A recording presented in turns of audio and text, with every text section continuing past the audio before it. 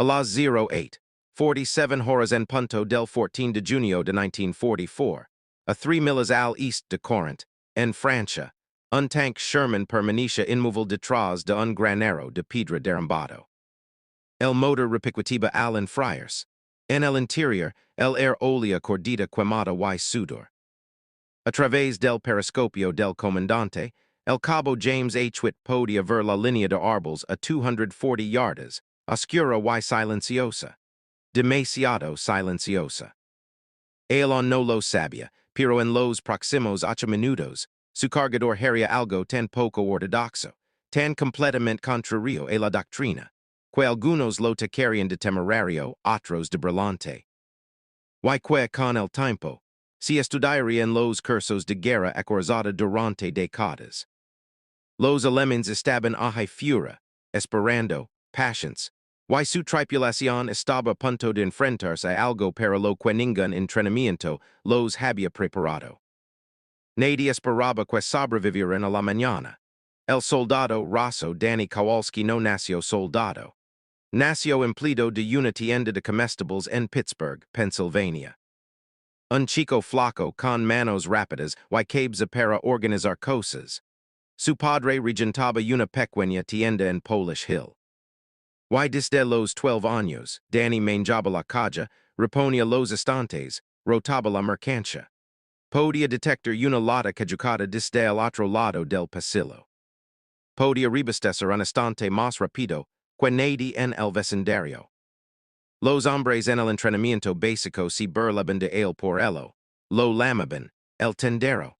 Se reían cuando organizaba su taquilla como un escaparate, todo etiquetado, todo colocado para la rapidez. Su sargento instructor pensaba que era obsessivo. Sus compañeros de litera creían que era raro. Pero cuando Danny se ofreció como voluntario para servir en un tank y fue asignado como cargador, algo hizo clic. El interior de la torreta de un Sherman era solo otra tracción de estrecha. Los soportes de munición estanterías, los proyectiles productos. Y en combate, la velocidad no tenía que ver con la fuerza. Tenía que ver con la economía de movimiento, con saber exactamente dónde debía tu mano, sin murar. La guerra tenía una forma cruel de convertir habilidades extrañas en salvavidas. Y las manos de Danny, esas manos rápidas y practicadas de la tienda de comestibles, estaban a punto de reescribir el manual sobre lo rápido que un Sherman podía matar. El terreno de sitios de Normandia era una trampa mortal para el blindage estadounidense. Cada campo era una zona de matanza potencial, bordada por gruesos muros de tierra y vegetación antigua que bloqueaba las líneas de visión y convertía cada avance en una apuesta ciega. Los alemanes conocían este terreno íntimamente. Lo habían fortificado, minado, y posicionado sus cañones antitank, PAC 40 en posiciones difiladas que los hacían casi invisibles hasta que disparaban. En las últimas 48 horas, la segunda división acruzada había perdido 17 tanks solo en este sector. Shermans ardiendo salpicaban el paisage como piras funerarias. El cañón de 75 del Sherman podía penetrar la mayoría del blindage. Alemán a alcance medio, pero solo si la tripulación sobrevivía lo suficiente para disparar. Las tripulaciones alemanas eran más rápidas, mejor entrenadas, más experimentadas. El tiempo no ayudaba. La niebla matinal se aferraba al terreno bajo, reduciendo la visibilidad a menos de 200 yardas. El suelo estaba blando por 2 días de lluvia. El barro seccionaba las orugas, ralentizaba el giro de la torreta y hacía que el reposicionamiento fuera lento y ruidoso. Los informes de inteligencia señalaban al menos 2 Panzer IVs, múltiples posiciones de infantería en el bosque adelante. La misión era simple, abrir paso, asegurar el cruce, apoyar el avance de la infantería. Nada sobrevivía aquí por mucho tiempo. Pero la tripulación de Huitt tenía una ventaja que los alemanes no conocían. Algo tan pequeño, tan aparentemente insignificante, que ni siquiera se había notado durante la inspección matutina.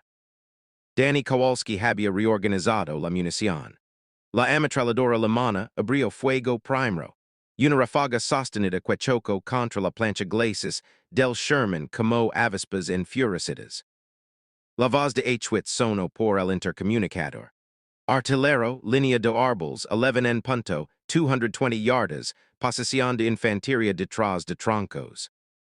El sargento Bill Marsh, el artillero, giro a la izquierda. La torreta zumbo, a través de su mira encontró el objetivo. Una forma horizontal oscura. Destellos de fogonazo parpadeando como luciérnagas. Identificado, fuego, el 75 retrocedio. La recamara Cicero de golpe con un estruendo metálico que hizo rechinar los dientes. El humo lino la torreta. A través de la neblina, Marsh via el impacto. La pila de troncos se desintegró, cuerpos cayendo. Pero antes de que el humo se disipara, las manos de Danny ya se estaban moviendo. La mayoría de los cargadores agregan proyectiles de donde podían. Normalmente del soporte de munición lista en el piso de la torreta. Una mezcla aleatoria de AP, perforante, YHE alto explosivo. Danny no. Su mano fue exactamente 15 centímetros a la izquierda. Tomó un proyectil hecho de una posición que había marcado esa mañana con una línea de tiza. Lo giro y lo encajo. La recamara se cerró con un clic limpio. Listo, gritó Danny. 3 segundos, Marsh parpadeó. El tiempo de recarga estandar era de 5 a 7 segundos a veces 10 bajo estrés. 3 segundos. Objetivo, segunda posición, 10 en punto, 180 yardas. El cañón disparo de nuevo y Danny ya estaba alcanzando el siguiente proyectil. Los alemanes no esperaban el segundo disparo tan rápido. Una tripulación de un pack 40 se estaba reposicionando cuando el proyectil hecho detona a 2.5 metros de su posición, destrozando el escudo del cañón y dispersando a la tripulación. Huitt via movimiento. Más infantería abriendo paso a través del sitio, intentando flanquear por la izquierda. Artillero sitio 9 en punto 150 yardas, tropas al descubierto. Marsh giro disparo. El proyectil de metralla convertió 30 yardas de sitio en una zona de matanza. Listo. La voz de Danny constante tranquila, 2 segundos y medio, otro objetivo, otro disparo. El ritmo se acumulaba ahora. Identificar, jurar, disparar, recargar. Pero no era solo velocidad. Danny había hecho algo que nadie en el manual había considerado jamás. Había reorganizado, todo el almacenamiento de munición, según la secuencia de uso probable. Proyectiles hechi en el lado izquierdo del soporte listo, exactamente donde su mano izquierda que naturalmente después de que la recamara se abría. Proyectiles AP escalonados a la derecha. Proyectiles de metralla en el soporte del sponson, marcados con cinta, colocados para un agarre ciegas. Cada movimiento era económico. Sin movimientos desperdiciados, sin buscar, sin vacilación. La cuerda baja ligó a las 08:51 horas. Un semiólogo alemán intentando retirarse a través de terreno abierto. Proyectil AP a través del bloque del motor. El vehículo se sacudió, volcó, se detuvo. Figuras saltaron. Marsh los atrapó con la ametralladora coaxial, pero el enemigo estaba aprendiendo. El fuego de retorno se intensificó. Un cohete Panzerfaust paso silbando junto a la torreta, errando por pulgadas. Geysers de barro salieron al lado izquierdo. Un impacto cercano de algo más pesado. Probablemente fuego de mortero. Huitt ordeno al conductor retroceder 20 yardas, reposicionarse detrás de una cobertura más gruesa. La niebla se levantaba. Eso era malo. Les daba mayores líneas de visión, pero también significaba que los alemanes podían verlos claramente ahora. Contacto lado derecho. Panzer IV, a cubierto 280 yardas. El estómago de Marsh se tensó. Un Panzer IV podía penetrar el blindage frontal de un Sherman a esa distancia. El cañón del tanque alemán giraba hacia ellos. Una carrera ahora, pura y simple. Quien disparara primero, vivia. Artillero AP Unión de la Oruga. Marsh encontró el objetivo. El casco inferior del Panzer apenas visible sobre un terraplane, un objetivo pequeño. Un disparo difficil, la mano de Danny si movio. El proyectil ap ya subia. Había anticipado la orden, sabia lo que si necesitaba antes de que Huitt terminara de hablar. El proyectil si deslizó en su sitio. Listo, march disparo. El proyectil impacto bajo, exactamente don debia. La oruga del panzer explodo en una lluvia de eslabones metálicos. El tanque si desvía de lado inmovilizado, su cañón girando salvagement fuera del objetivo. Impacto, recarga, acabil, otro proyectil AP.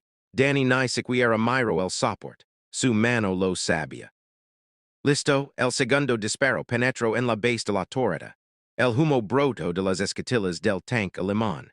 5 bajas en 4 minutos, pero los alemanes no habían terminado. Un segundo panzer aperció desde la línea de árboles. Moviéndose, la torreta y alineada. El primer disparo ligó antes de que Huitt pudiera avanzar. El proyectil impactó en el conjunto de la oruga derecha del Sherman. El tanque se sacudió violentamente. Dentro, la tripulación fue lanzada contra sus puestos. La cabeza de Huitt golpeó contra el soporte del periscopio. La sangre corrió por su sin. Estamos orugados, conductor balanceó el tanque, del angulo a march. El conductor aceleró el motor, haciendo girar la oruga izquierda, pivotando el Sherman inmovilizado. Lento, demasiado lento. El tanque alemán estaba recargando. March giró la torreta bruscamente a la derecha. Encontró al panzer en su mira. 240 yardas, objetivo en movimiento, a cubierto detrás de una elevación. Firm. Danny ya tenía el proyectil AP en sus manos, esperando, observando la recámara. Listo. El alemán disparó de nuevo. El proyectil impactó en el blindage lateral de la torreta. Un golpe oblicuo que salió despedido hacia el aire matutino, dejando un surco profundo pero sin penetración. Suerte, pura suerte. Fuego. El disparo de march alcanzó al panzer en la mirilla del conductor. El tanque se detuvo en seco, parado, ardiendo, 6 bajas. Las manos de Danny temblaban ahora no por miedo, sino por la pura repetición cinética. Agarrar cargar, sus hombros ardían su espalda gritaba. La torreta era un horno. La temperatura superaba los 43 degrees C por el calor del cañón, pero no se detuvo.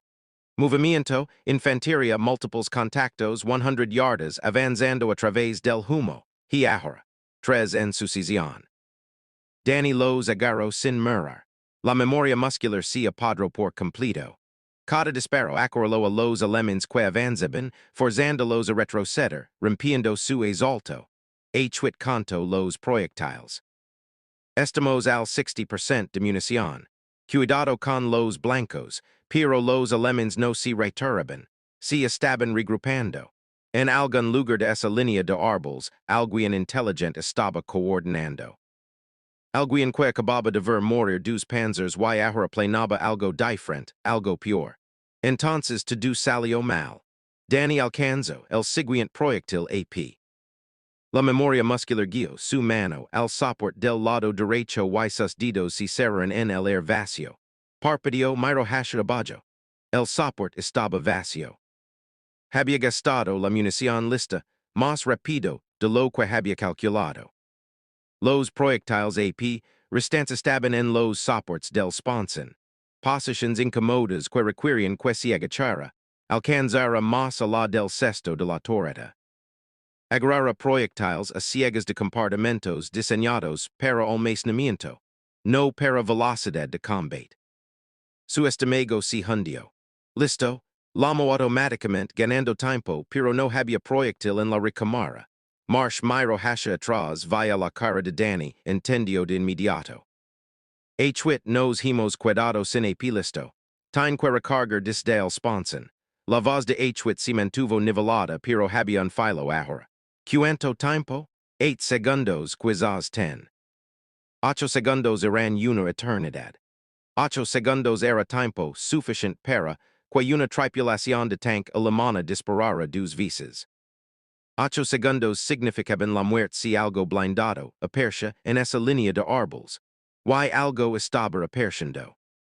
a través del humo, a través de la niebla que se despejaba, un tercer Panzer IV asomo hacia adelante. Est, pintado con un camuflaje de emboscada. Moviendos lento, deliberadamente, el comandante visible en la cúpula, escaneando en busca de blancos. Contacto, Panzer al frente, 200 yardas. Danny se movia, cayendo de rodillas, metiendo la mano en el sponson, los dedos buscando los proyectiles a pique había pelado ali. Su mano encontró uno, lo sacó. El proyectil era pesado, incomodo desde ese ángulo. Lo levanto, lo giro, lo encajo. Listo, 7 segundos, march disparo. El disparo se desvía, rozo el guardabarros del panzer, no hizo nada. El tanque alemán se detuvo. Su cañón los estaba siguiendo ahora. Firm, patient, profesional, las manos de Danny volveron a sumergirse en el sponson. Esto era malo, muy malo. Danny no pensó. Solo se movió. Su mano derecha encontró un proyectil AP lo saco lo cargo. Listo, march disparo. La torreta del panzer resonó como una campana. Penetración, el tanque alemán se estremeció. Dejó de moverse. Objetivo izquierda. Infanteria 80 yardas. La mano de Danny fue hacia abajo. Agarro H del sponson sin mirar. Cargo. Listo, el cañón ladro. Figuras se dispersaron. Otro grupo. Misma area. Cargo. Disparo. Cargo. Disparo. Un cubulugen intento hura través del campo. Proyectil AP. El vehiculo se desintegró. Tres alemanes salieron de su cobertura corriendo. March cambio a la coaxial. Los derribo. Movimiento. Flanco derecho 120 yardas. Listo, el mundo de Danny se redujo al movimiento. Agarrar, jurar, cargar. Sus manos eran automáticas ahora. Su respiración entrecortada. El sudor le corría por la cara, escociendo los ojos. Otro objetivo. Otra baja. El ritmo era brutal, implacable. La voz de Huitt seguía lamando objetivos. March seguía disparando. Danny seguía cargando. 10 bajas, 11, 12. La línea de árboles se estaba aclarando. Los alemanes se retiraban, finalmente rompiendo contacto. El humo colgaba sobre el campo como un sudario. Vehículos ardiendo, equipo disperso, cuerpos. La boca del cañón del Sherman brillaba en rojo. Entonces la voz de Huitt cortó el air, aguda. Alto el fuego, contacto roto. Danny se desplomó contra la pared de la torreta jadeando, sus brazos se senchan como plomo, pero no había terminado. 30 segundos de silencio, luego la voz de Huitt, quieta y tensa. Algo anda mal. Se retiraron demasiado limpios, demasiado organizados. March escaneó a través de su mira. Nada se movía en la línea de árboles. Sin destellos de fogonazo, sin sonidos de motor, solo humo y quietud. Quizás terminaron, susurró Danny esperanzado. No, la voz de Huitt era fría.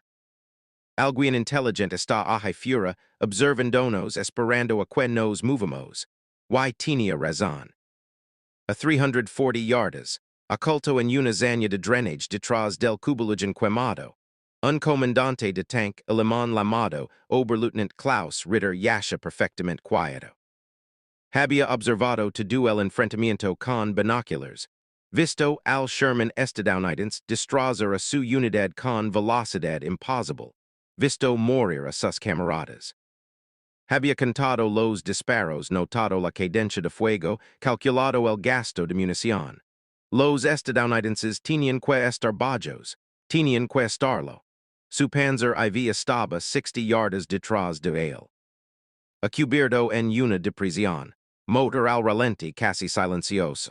Su tripulación conoce el procedimiento, paciencia, dejar que el enemigo crea que todo termino. Que se relajen. Que empiecen a moverse entonces matarlos. Ritter observó al Sherman a través de sus binoculars. La escotilla del comandante seguía cerrada. Inteligent, el tanque no se movía. También inteligent. Pero tendrían que moverse eventualmente. Su oruga estaba dañada. Necesitarían recuperación. Necesitarían reposicionarse. Y cuando lo hicieran, él estaría esperando. Dentro del Sherman, Huitt tomó su decisión. Conductor retrocede lento 10 yardas, panos detrás de ese muro del granero. El motor aceleró. La oruga isquir de gyro, el Sherman comenzo a pivoter. Ritter Sanrio, Artillero Objetivo Alcance 340, Adelantalo, El Cañón del Panzer si movió lento, precisamente, Huitt lo via, un destello de movimiento en su periscopio, su sangre si hilo. Contacto. Panzer Posición Oculta, 340 yardas, Giro la derecha, March Gyro el Cañón, no via nada, no lo vio. Zanya detrás del destrozo, la mano de Danny y si movia. Proyectil AP sabiendo desde el sponson, pero sus brazos estaban exhaustos, el proyectil resbaló. Lo atrapo, lo cargo, lo fijo torpement. Listo, 4 segundos, demasiado lento. Ambos cañones dispararon simultáneamente. El proyectil alemán impacto primero, golpeó la plancha glacis superior del Sherman en un ángulo superficial. Si deflecto hacia arriba, paso silbando sobre la torreta por pulgadas. El impacto sacudió violentamente al tanque. El casco de Huitt golpeó contra el borde de la escotilla. El proyectil de marche impacto bajo, golpeó el terraplén frente al Panzer de Ritter, lo cubrió de tierra y escombros, pero no penetró. Recarga. Danny agarró otro proyectil AP. Sus manos se agarrotaban. El proyectil se sencha el doble de pesado, lo forzo dentro de la recámara. Listo. El Panzer alemán retrocedía ahora, intentando cubrir más. Ritter sabía que había perdido su oportunidad. Su tripulación forcejiba. Fuego, marcha adelanto el objetivo, a punto donde el Panzer estaría en 2 segundos, aprieto el gatillo. El proyectil alcanzó al tanque alemán a media marcha atrás. Penetró el blindage lateral más delgado, entró al compartimento del motor. Las llamas brotaron. El Panzer se detuvo en seco. 3 figuras saltaron. Ritter era uno de ellos tambalandos el uniforme humindo. March los siguió con la coaxial. Su dedo se cernía sobre el gatillo. Déjalos dijo Huitt en voz baja. Los alemanes desaparecieron en la línea de árboles. Cayó el silencio. Silencio real esta vez. Danny se desplomó contra la pared de la torreta, el pecho palpitante. Sus manos sangraban. Cortes de los casquillos, los bordes metálicos de los soportes. No se había dado cuenta hasta ahora. 13 bajas. Un Sherman dañado. 0 bajas propias. Huitt pulsó la radio. Ironside 6 Acqui Ironside 22. Contacto roto. Posición asegurada. Solicitando vehiculo de recuperación para reparación de oruga. Cambio. La respuesta crepido. Recibido 22. Recuperación en camino. Estado Huitt miro a su tripulación, miro a Danny que on temblaba, miro el cañón on humint. Operativo. Solo entonces Danny bajo la cabeza, sus brazos colgaban inútiles a los lados. La adrenalina se escurría ahora, dejando atrás puro agitamiento. La torreta olía pólvora quemada, metal caliente y sudor, casquillos gastados cubrían el piso. Los cantos sin cura. 37. 37 proyectiles en poco menos de 12 minutos. Marcha abrió la escotilla del cargador. Air fresco entró a rodillas. Fresco limpio imposiblemente dulce. Danny lo aspiró con avidez. ¿Estás bien? Preguntó March. Danny asintió. No podía hablar. El vehículo de recuperación ligó 40 minutos después. Un sargento de mantenimiento subió al Sherman, inspeccionó la oruga dañada, silbo bajido. Tuvieron suerte, muchachos. Una pulgada más y habrían perdido toda la ruta matriz. El capitán Brenner, el comandante de la compañía, ligó una hora después. Camino al campo de batalla con Huitt, contando los destrozos, los cuerpos, la evidencia. 3 panzers, 2 semi-orugas, un kubelwagen, múltiples posiciones de infantería destruidas. Subió al casco del Sherman, miro a Danny a través de la escotilla abierta. Tu eres el cargador, sí, señor. ¿Cuántos proyectiles metiste por este cañón? 37, señor. Brenner miró su reloj, hizo el cálculo. Sus sellas se alzaron. Eso no es posible. El manual dice. Sé lo que dice el manual, señor. La voz de Huitt era quieta pero firme. Reorganizó los soportes de munición a mano esta mañana sin pedir permiso. Brenner miró a Danny por un largo momento. Luego sonrió. Muy extreme.